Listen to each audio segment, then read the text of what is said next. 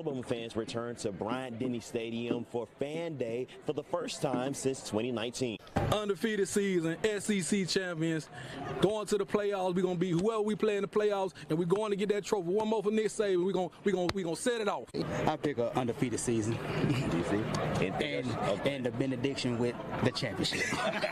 And the next time Alabama fans will be back at Bryant-Denny Stadium will be September 2nd when the Crimson Tide face off against Middle Tennessee. In Tuscaloosa, Courtney Chandler. Woo, woo, woo. Hey, we are live, ladies and gentlemen. This is not a mistake. This is not a mistake. You are watching us live, Sports Talking with JB right here on YouTube. Oh, man. I got my podcast partner, DJ Seaway, here with me. You know what I'm saying? This ain't a regular episode. This is what we call a podcast special. So if you're watching this right now, that means you are special because we are here with you impromptu. We got something to talk about. Seaway, how you feeling, brother? Everything is everything, man. You know, blessed. But we about to step into 2025. Hey, just looking forward to seeing what the year about to be like. Yes, sir. Yes, sir. If you're watching us right now, man, hey, shouts out Nick B. What's up, bro? What's up? What's happening, Nick? Welcome in. And here he go. Hey, we ain't even finna talk about the Cowboy tonight, but there you go. I love you, Nick. I knew it. hey, man. The people know, Seaway. They already know. They knew it. Hey, I knew it was coming. Yeah. But if y'all wondering why we here tonight, man, I said last week that we wasn't gonna do a show this week, that it was the final show for 2024. Well, damn it, I lied. Okay, so this is really the final show because we only got a couple more hours left in the year. So we just here to talk about some stuff, man, to kind of, clear the out. There go Tiff. Shouts out to Tiff. What's happening, Tiff? She asked me what was going on tonight. I was low dogging at first, Seaway. Yeah. But I had an epiphany. I jumped out the shower, I hit Seaway up, I said, hey man, 15 minutes, let's go. hey, let's go. And I'm down with it, man. And I'm glad that we was at the bro. And I'm glad we went on and did it before everybody else get their takes, get their opinions before us. So I'm glad we went on and got it while it's fresh. Well, a lot of people already done put their opinions out there. Everybody, and opinions is like assholes. Excuse my language. Everybody got their own fit. Rest in peace, Pimp C. We got that from the Pimp, Been a Pimp, a Chad Butler. Yeah. So, but anyway, man, we're gonna get into it. We're not gonna hold y'all too long. We know y'all got y'all own plans for the new year, y'all own festivities y'all want to do. What I will say, whatever you do to bring in the new year, make sure you do it safe. Be safe out there and protect yourselves and have fun, to be responsible. That's the whole thing. That's my only advice. Don't be drinking and driving, doing all that crazy shit. Y'all know better. We grown. Oh, yeah. See, wait, we a man. We 40. We 40. So we in the house. I'm in the house. And you see where I'm at. Hey, and y'all wonder why I got the beats noise cancellation. They already popping fireworks. Oh, and I don't like and I can't stand to hear them. So I got these on to block it out. And a lot of it ain't fireworks, see-way. I hate to say it. A lot of it ain't no firework. It gunshots. Hey, I don't blame you. Hey, everybody in their 40s, 35 and up, hey, man, we ready to go to bed, man. We ready to go to bed. we ready to go to bed. Yeah, but in order for me to sleep well tonight, got some things to get off my chest. See where you would agree. We got some things to get off our chest. Our team, BAMA, we've been talking about all season. I played that clip. That clip before we started the show was actually from last season. Me and Seaway made the news, Tuscaloosa, Birmingham news. That was last year's Fan Day, Nick Saban's final season. It did not end well. Kellen the boys' final season this season did not end well.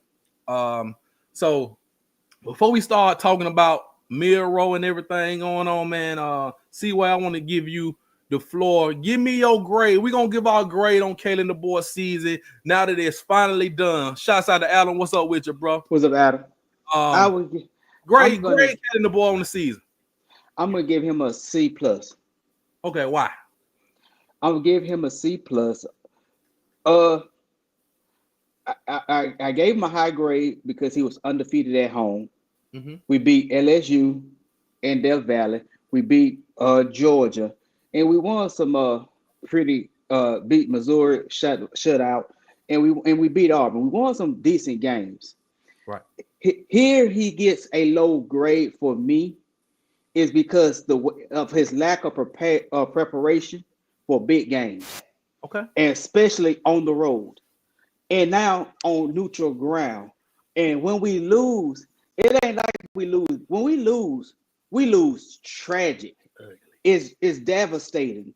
It's turnovers, lack of preparation, the offensive line not blocking, no running. The offensive coordinator didn't have in our biggest losses.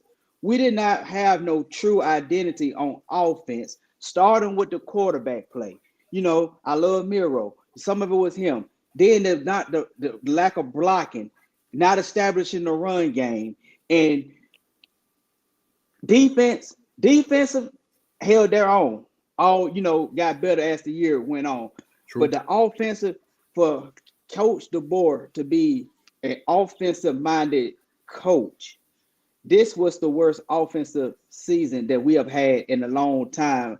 And so that's why he gets that's why he takes a hit for me on the offensive line, on the offensive side. But I give him a C plus, because we had a 9-win season and we made a bowl game. Yeah. Well, Bama is the standard, as we all know, and we all expect, man, C plus. You know what? See where I got to agree with you.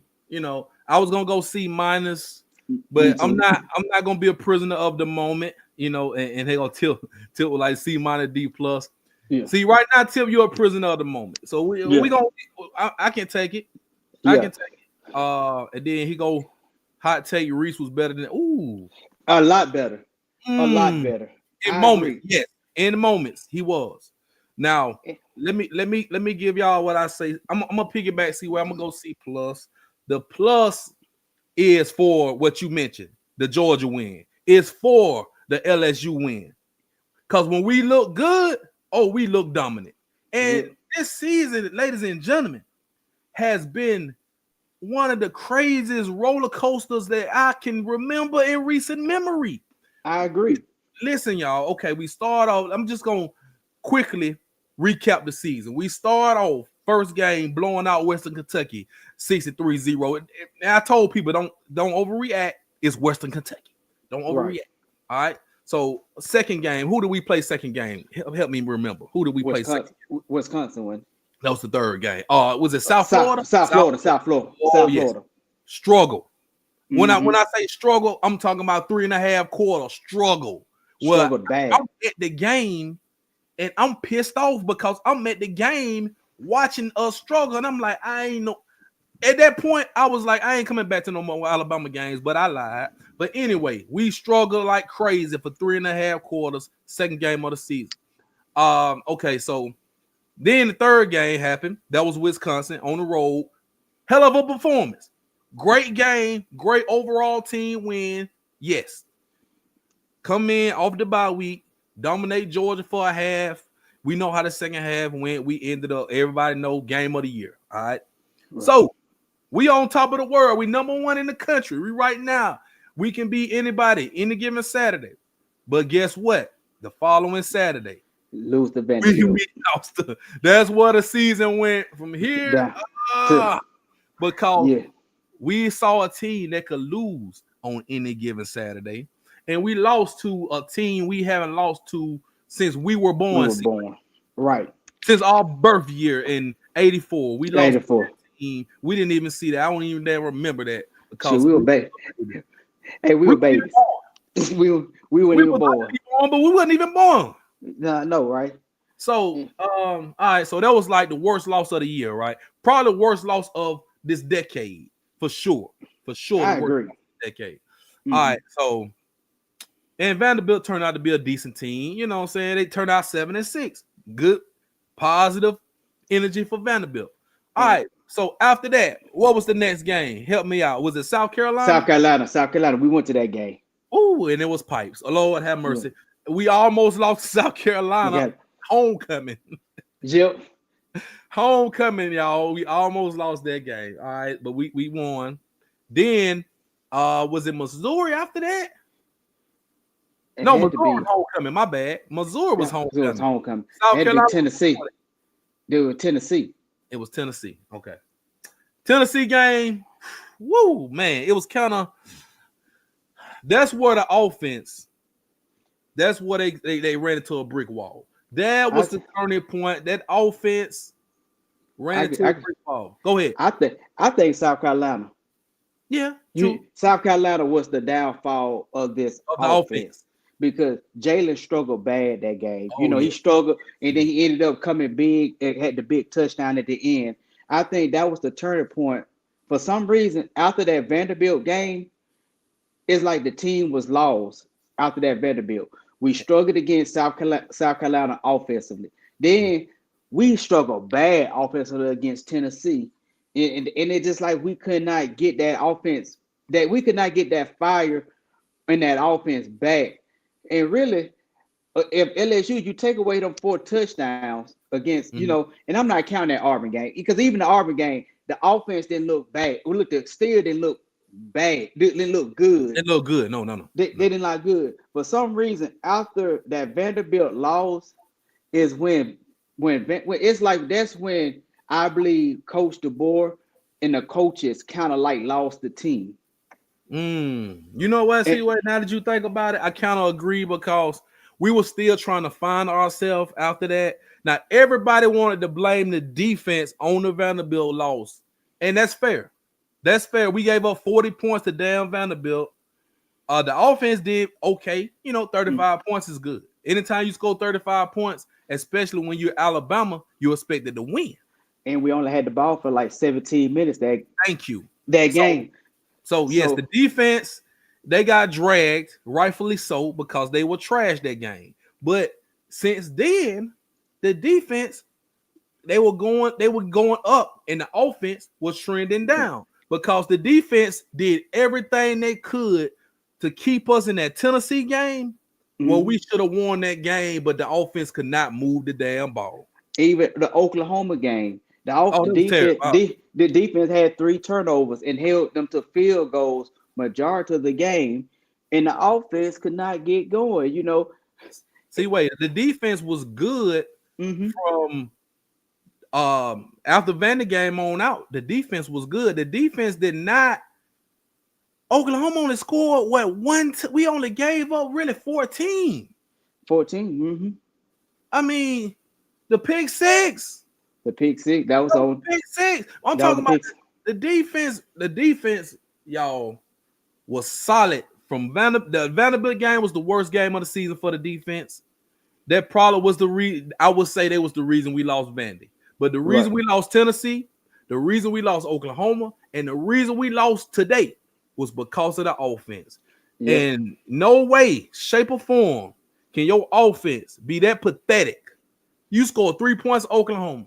You scored 13 today. You scored 17. I think it was 17 right at Tennessee. 17. Ain't no way in hell, bro. Come on. Yeah. When your defense holding the team to 21 points and 17 points and 19 points, you're supposed to be able to win those games. Yes. And I'm with Jalen Milroe as your quarterback. You're supposed to win those games. And that's why it's like I'm not going to blame a certain player. I got to blame the coaches because their lack of adjusting. And as a coach, you're not mentally prepared. I got so and this is no disrespect to the boy. I got so tired of looking at that crazy look he be doing, that crazy stance he does when we struggling. That little ugly stance has kept getting on my nerves today. You remember tell what that stance remind me of? It reminds me of when Ham have his hands in his pockets. Oh, the pockets. The pockets. Oh my goodness, yes. But since we talking about the game, hold on. Let me catch Taya.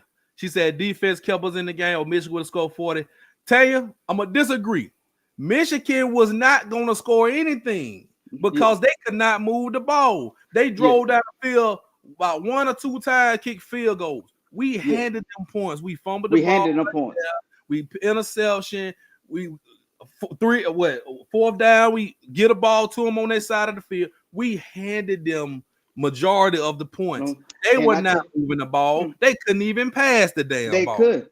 And I'm gonna give the defense kudos because they probably had like 28 points in the first quarter. Mm-hmm. They should have had 28 points in the first quarter. But see, we lost to an inefficient offense. Their offense was terrible all season. And they were terrible today, to be honest. And you look at it, you can tell you what Michigan's best play was. Michigan's best play was that toe tap. You look at it, that was just an offensive, that was just a great catch from that receiver. The defender did his best to play the receiver to out of bounds. Yep. He just made a spectacular catch, and his foot just happened to hit inbound. That was Michigan only had 2 good plays. That catch and that run on third down, I think, when the freshman running back got that first down to put him in field goal range. And that was a big run. Those were the 2 biggest plays that Michigan had all game on us. Yeah, that running back was pretty good. I give him his props. Number 23, he was pretty good. Adam, I like that Sheridan did the running backs wrong this year. Had the quarterback run. Should have gone. Now I got some. I don't want to say inside information, but word on the streets is a lot of those runs should have went to the running backs, but they did not. Now I'm not saying I know firsthand knowledge, but what the streets said is a lot of those runs should have went to the running backs. You take that for what you want to take it for. And once again, that goes back to the coaches, because if and this is no disrespect to Jalen or no other quarterback. If I'm a head coach, and if I'm telling you that I want to establish this running game, I don't care what you want to do. If you want to play on my team, you will get the ball to who I say give it to. That's when he lost that team. Like you said, if that's the was word on the street, we can't get mad on word on the street. Yeah. But something is wrong, because I'm like this. How long have me and you been talking off the record saying that, man, we need to see more screen passes? Oh yeah. Every week. And when we had the screen pass, and I just want to go back to that last possession. I want to go back to that last possession where it was all wrong. We get within the 25-yard range, 25-yard line, with like a minute and a half left. Plenty of time that you don't have to rush. Yeah. And we running plays as if we're fourth and like we have to score a touchdown. You got no short passes. I'm like, man, let the short passes and let your playmakers get in the free. All we need to do is gain yards till we get to the goal line. And why not run the ball? Why not run the ball? You run the ball. The screen pass, when they blitz 3 straight plays. 3 straight plays. Those could have been another screen pass. It could have been a quick pass to Ryan Williams, a quick pass to Bernard. It could have been a quick pass to Jam Miller. And then you call a timeout. And I don't know, once again, the last play of the game, you can't do nothing but laugh. Yes. Even though Rico got open, it was too late. Jalen, then he wasn't playing it. He shorted it, short throw. But that's what happens when you don't plant your feet, when you don't step up in the pocket. So it's a lot of things that could have been done differently, but wasn't done differently. And I'm gonna say this too as well. And you mentioned that screen pass. That was a great play by Jam Miller. Yep. Because the pass wasn't good. The execution wasn't good. Jam Miller made sugar out of shit, to be honest with you, because that play was pretty much almost blown up. It was, but that's the difference when you create plays like that. At least give your playmakers an opportunity to create a big play, and I think that's what we failed to do offensively this year. You take away Jalen 20 touchdowns on rushing. Like you said, y'all look at a lot of Bama fans. I want y'all, he did not have 20 to 30 touchdown passes like we thought he should have. But Jalen still, man, he still was responsible for 30 36 touchdowns this year. 36 touchdowns this year. Probably more than that. I know he ran for a bunch of them, about 20. He ran 20, and the day he had 16, he threw a touchdown to pass. That was 16. Okay. So that was 36. You know, he was responsible for 36 touchdowns. You know, and so we didn't, like you said, we had this season had too many highs and lows. And that's what this game was. And once again, guys, Bama fans, we lost 4 games this year. And 4 games we should have won. I wouldn't say that. Except for Oklahoma. I said for Oklahoma. And we got to give Michigan defense credit. And I don't think Michigan. Shouts out to the crybaby coach. I clouded them earlier this year for being a crybaby, but this Michigan team held that good Ohio State offense in check. Then they came back and held us in check, and they finished the season strong. Yes. That defense, we got to get that defense wore our offensive line out. Hey, C-Way, the defensive coordinator, Wink Martindale, he's a legend on the NFL. He's a legend. He was a DC at the Baltimore Ravens. That's what you got to look at. A lot of people who will just watch the game but don't really know what's going, know the coaches and the coordinators. Wink Martindale is a defensive guru. That's why Michigan won a championship. That's why the defense is stout. The offense wasn't good this year, but the defense was stout. And Michael Penix, y'all remember the national championship earlier this year? After they beat us, they won the national championship. They made Michael Penix look like trash. They made him look like he didn't know what the hell he was doing. And that was a catered for coach team. Michael Penix is a much better passer, pocket quarterback than Jalen Milroe, and he couldn't do nothing on this Michigan defense. Yes, and we struggled. It's funny. It's crazy, man. We lost the first game. We lost the first day of the year this year and the last day of the year to Michigan this year, man. I mean, that hurts them. But I got that defense. And once again, that defensive coordinator exposed the inexperience of our coordinators. Again, in the big games, they exposed the inexperience of our coordinator and our ability to adjust. If in the future, next year, it don't matter who the quarterback is, I think Coach DeBoer moving forward is going to have to find a better way to adjust when his offense is struggling in big games. Because you look at when you look at even with Michael Penix last year, when Washington was on fire offensively, they was on fire. Yeah. But then you look what happened when they got stepped to Michigan against some competition. Coach DeBoer in the big games is going to have to learn to adjust when teams have his offensive and his quarterback's number. And I think that was the biggest of it this year. We did a terrible job adjusting when our offense was struggling. We did not have enough safe plays. And it's sad, our safest play when the offense was struggling this year was Jalen running the ball. So if you take Jalen running the ball to the left and the right or the quarterback option, we didn't have anything else as a safe play to get a struggling offense moving. And that was our problem this year. I see 2 questions. Tiff, you got 2 good chats. So the first one, if Caden the boy, the offensive guru, you got to do something. You're right about that. But see, this is the thing.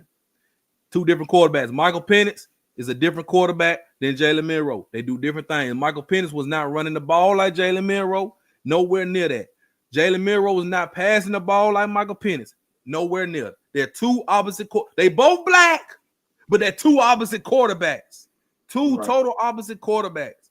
Now, and this is the thing. I'm not going to really say Caden. He's a great coach. Yeah. But the quarterback's skill set, the skill set of the quarterbacks will determine the outcome of whatever plays, whatever schemes you draw up. The skill sets determine the outcome. If your quarterback can't do this as great as as your previous quarterbacks, then maybe you need to adjust the system.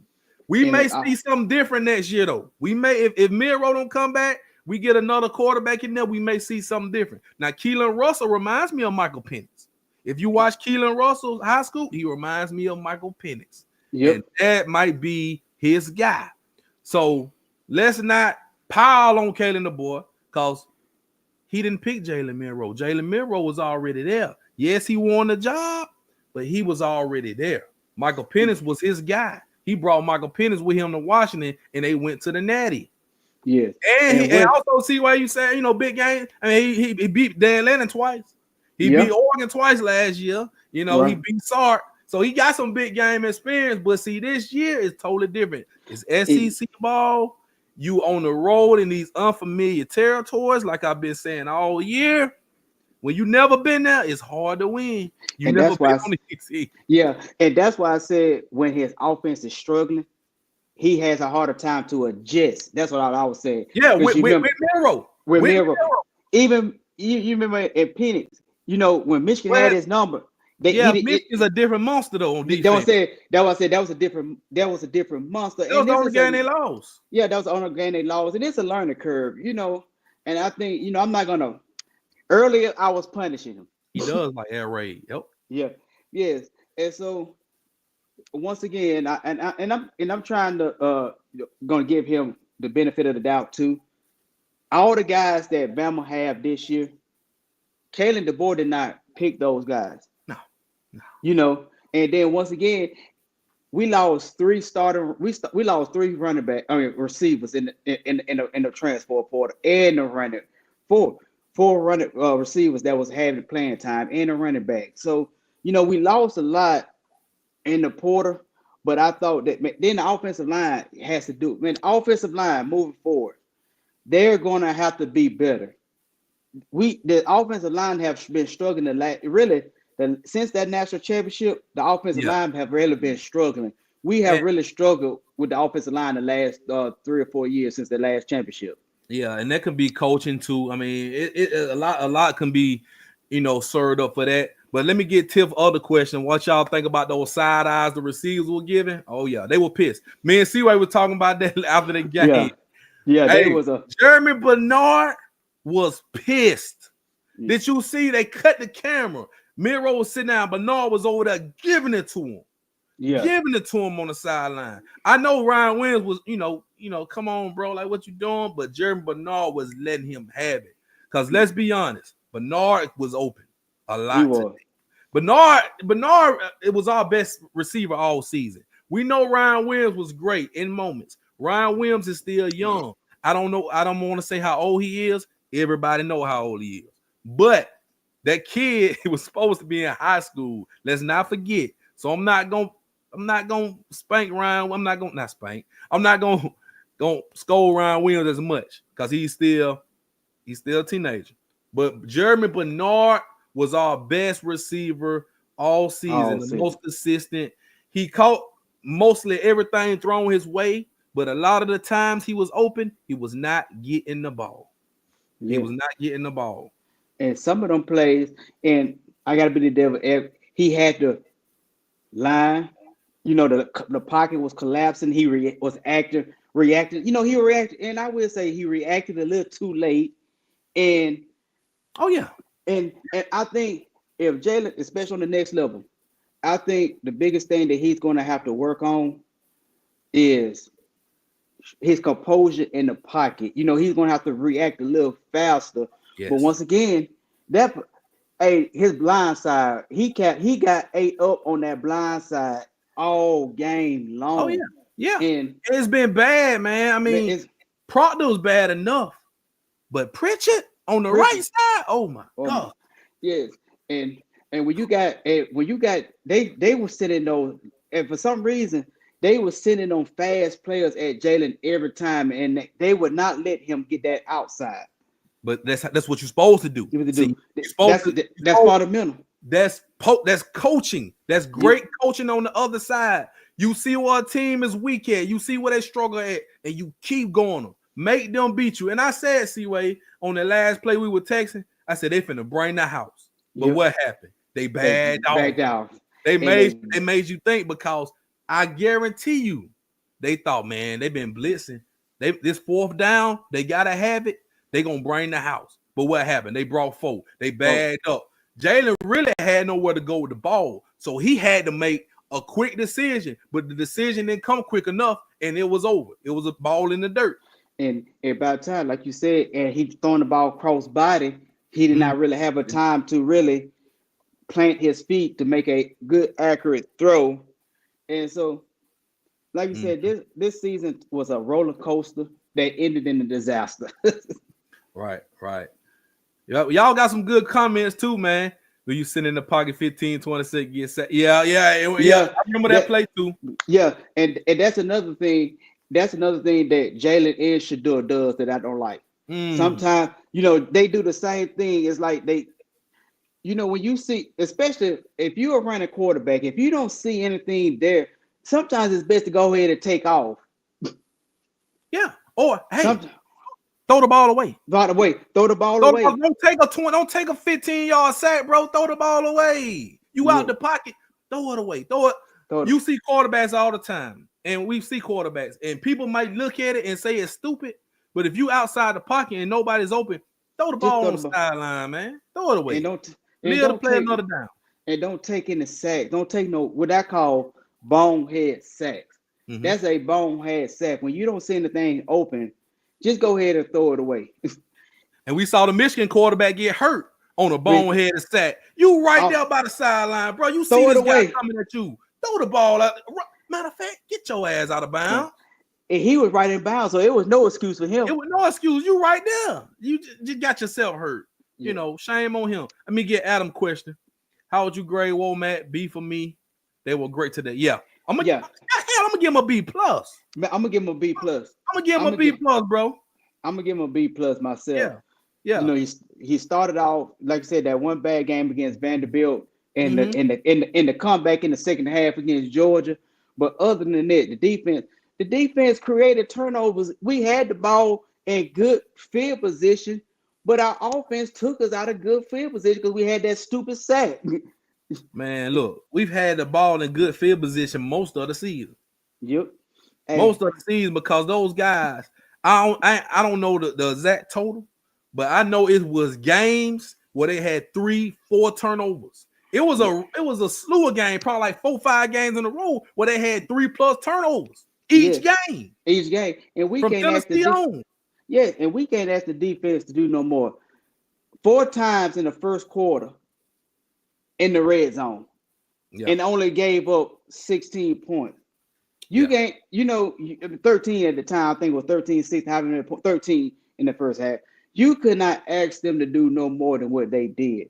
Man, this game could have easily got out of hand, but the defense stood 10 toes down, man, and made it a good game. Wasn't the score 16-0 before we first scored? Yeah, 16-0. 16-0. Okay, then we scored 7-10 halftime. All right. So you mean to tell me the whole second half we can only score 3 points? They only scored 3 points too. They only scored 3 points too. But with all that momentum we had, we could not come. We come in the second half, bro, and we couldn't score but a damn field goal. And it's sad that it's like I also too, man. And I'm not gonna attack Coach DeBoer, but I gotta give it to something Nick Sheridan. Our plays all season is so predictable. Yeah. We have some damn run plays, bro. The run plays, the quarterback runs, and our plays are so predictable, and it just ticks me off. Whenever when you have 3rd and 8, 3rd and 7, 3rd and 8 consistently, that is a recipe for disaster because you're not winning the chain. We've had too many 3rd and longs this year, and even today, we have to be, moving forward. Me personally, I believe in giving somebody a chance, but Nick Sheridan, he's gonna have to have a better season, and I think that that's not one of the coordinators that Coach DeBoer really wanted. No. And I'm glad you said that. Ryan Grubb was the coordinator at Washington last year. Ryan Grubb was supposed to come. Yep. But Seattle Seahawks called, and and word on the streets again, his wife did not want to leave Seattle, Washington. Think about this, man. If you are in Seattle, Washington, coming to Tuscaloosa, Alabama, that's a big culture change. That's a culture. It's a big change. So maybe they paid him more. Maybe they matched the money. Who knows? But Ryan Grubb said, "Hey man, call the boy in the 11th hour. I'm out, bro. I gotta go see y'all, man. Wife tripping, bro. I gotta stay." So that's what you got. He really gave Nick Sheridan a chance because Nick Sheridan, ladies and gentlemen, was the tight ends coach at Washington.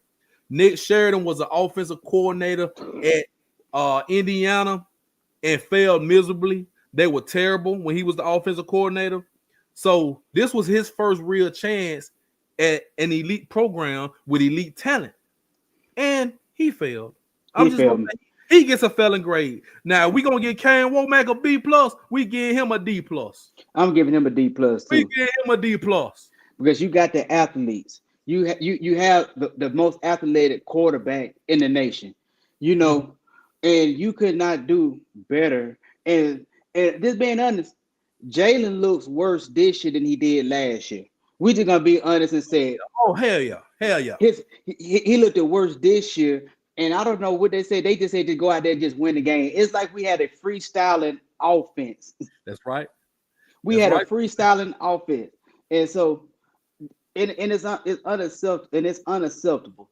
Yeah. Now, but and you know, to close this out about Miro and everything. So we know, and you just said it. He played worse this year than he did last year, right? Right. So different coordinator, different coach. We get it. But from everything we heard in the offseason, leading into this season, this offense was gonna be centered around Miro, around his best abilities. We're gonna be a high power offense. I didn't see no damn high power offense. I saw it against Georgia. Yeah, and I was like, okay. And I saw it in the LSU game where he ran a rough shot. I saw it a few times, but we didn't see it what we needed to see it. The games that matter, when we had to go on the road at Tennessee, when we had to go to the road in unfamiliar territory in Oklahoma, we had to have them games. At least one of them. If we win one of those games, take the Vanderbilt game and throw it in the trash. If we win either the Tennessee game or the Oklahoma game, we are playing in the playoffs, and damn, we probably be playing Penn State right now. Yes, and that goes, and not just Coach DeBoer, but that just shows you Nick Sheridan did not know how to adjust. He did not know how to be creative, and your creation was run to the left, run to the right, fake the handoff. You know, that's not going to work. That's not going to work in the SEC when teams start to adjust. And Nick Sheridan in big games, it showed his inability to adjust. It shows his inexperience to be an offensive coordinator. And it showed that he was not prepared like he should have been as a coordinator to adjust in the big games. And just being honest, when your coach can't adjust, when your coach is not prepared, it runs downhill. So when your coach don't know what to do, your offense don't know what to do. Your quarterback did not know what to do. And like you said, it's unacceptable when your quarterback, we still looking at the sideline with 5 seconds left on the game clock, on the play clock. Why are you still looking at the sideline? You know, and I have my theories on that, because some quarterbacks, they won't make adjustment. They won't let them audible. You have to look to the sideline. We see it a lot, but that late on the, I'm about to say shot clock. That late on the game clock, you looking on the sideline, bros. Hike the damn ball. Yes. Hey, I'd rather for him to go out there and be Willie Beeman than this. I think Bernard's staying. You know what? I think Bernard is loyal to the coach because he came. The coach brought him in. I think he's staying. Yeah, I think a lot of them are gonna stay. Yeah, I think the guy. You know what? I think majority. We may lose a couple guys, but I don't think it'd be a mass exodus like it was when Saban retired. No, I think we probably won't. Me personally, this is my opinion. You probably won't start losing guys until after 8A. True that. I think the ones that's gonna stay is gonna stay right now. Yeah. Yeah. Why do you guys think about Scripted plays? So I know what you're saying. Shouts out to Whitwell Sport, Tyler Towel, baby. So scripted plays, and this is what happened when you have that bye week and you play Georgia and you come out there looking like a damn phenomenon, running that scripted play, and you go 14 for 14, and it's everything. You nickel and diming down the field, and they can't stop you. You had the script already laid out. You've been waiting. It's like first day of school. You got the clothes laid out. You done picked out. You got your clothes laid out for the damn week. That's a script, right? So them plays was laid out. They probably practiced them damn 20-25 play over and over and over, and Georgia couldn't stop it. Same exact thing with LSU. We had a bye week. We went to the Death Valley, and we ate their ass up. Jumped on them early. Pause, no homo. We ate them up, jumped on them early, and they could not overcome. They could not overcome the tide roll. So when the tide rolls, and people in the chat, when the tide rolls, you cannot overcome a tide when it rolls. When it rolls, it's over. You can't. And that's the thing. Once Jalen the teams have a formula when they stop Jalen. Once Jalen is in a groove, he's unstoppable. Yeah. But if he has to he's not the quarterback. It's some reason when he does not get in a groove, he struggles. And so, like you said, the scripted plays, okay, they expected this.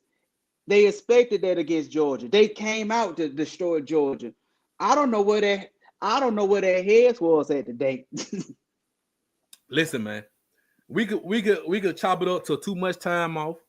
We could chop it up to guys not having their head in the game. We could chop it up to whatever we want to chop it up. Now, to all the guys, Miro included, who could have opted out. Man, let me give a shout out to Jahad Campbell, bro. He played his heart out. Man, he played great. He played his ass off out there. And he's one. He's one of the guys who could not. If he would have sat out, I would have been out fine because he's probably going to be a first-round pick. He was the best player on the field today on defense. Yeah, and Booker, guys like Malachi. Yeah, Booker, Miro. Now, if y'all was going to sit out, I mean, if y'all put it like this, I'm going to go ahead and I'm going to keep it straight up. If you're going to come out there and play like bullshit today, you might as well would have just sat on out, man. Just go and sit out. If you going to go out there and play garbage like that today, you should have just went on sat out, bro. We wouldn't have been mad with you. We would not been mad with you. I'm gonna be nice, but I'm, like you said, they shot it out to them, man. Like you said, they played the ball. They risked the chance to getting hurt, risked the chance dropping in the draft. But like you said, it was a roller coaster season. Yeah, it wasn't a season. We underachieved. It was not the season that nobody wanted, that nobody was expected. Was having, brother, but it is what it is. Yeah, that's true. I will say this. I'm not gonna ready to go too far. I'm not gonna stay on it long. Jay, give us the last words. Come on with it, guys. To me, guys, I understand that a lot of fans was upset about the play. Let's keep it about football. Yeah. Let's not attack people personally, man. Let's not. That's not our standard. That is not our standard. Yes, he played bad. Yeah. We don't have to put these guys down because at the end of the day, these guys are warriors. They risking their body, their health, and their lives, and for this game and for this university. They could have left us high and dry. They did not play the first half and sat out in the second half. Like somebody like something. A lot of these guys did not opt out and transfer right before a big bowl game. We had some key players that left us. They could have played the bowl game and then transferred. But a lot of our seniors and juniors that could have easily transferred, they stuck it out. Man, guys, that's not the standard because you look at it. I will say this, and I liked it with Corey Miller. He be off sometimes. Oh, yeah. But I do like what he said. When y'all attack some of these players, like some of the people have done, what you think that the future recruits? Some of you might lose some future recruits. Be like, man, I ain't gonna go there deal with that negativity and that nonsense. We said this before on the show months ago, I believe. Yeah. We said it before. And I'm gonna say this too, also, man, because I know we know some of the parents, Hey man, shouts out Malachi Moore on a great career at Alabama, man. Shouts out Penny, that Moore family, man. I love y'all. Shouts out to y'all. Go be great, you know what I'm saying? And it's a lot of other kids on there. And I met Q. I talked to Q. I had a great conversation with Miro's daddy, Q Quinn. Great guy. I've had a couple conversations, but I had a really good conversation with him. I think it was fan day for like 30 minutes. We were just standing there talking. He talked to me like he knew me all my life. So I'm gonna piggyback on what you said, C-Way, before we go. Yeah, y'all, the personal attacks, that ain't cool, man. We sit here and we criticize. If you play bad, we gonna say he didn't play well. You played like trash. That doesn't mean you're a trash person. That doesn't mean you're a bad person. We can't say, man, you ain't shit. No, you play like shit, but you don't mean you ain't. You know what I'm saying? These people, they people just like me and you. Yep. They just like me and you. They somebody kid. You know, somebody daddies, brother, sister. So let's not the personal attacks, Bama fans, especially on our own players. It's not. Oh man, shouts out to Marquise Mays. He tweeted something today, and I had to agree. I liked it.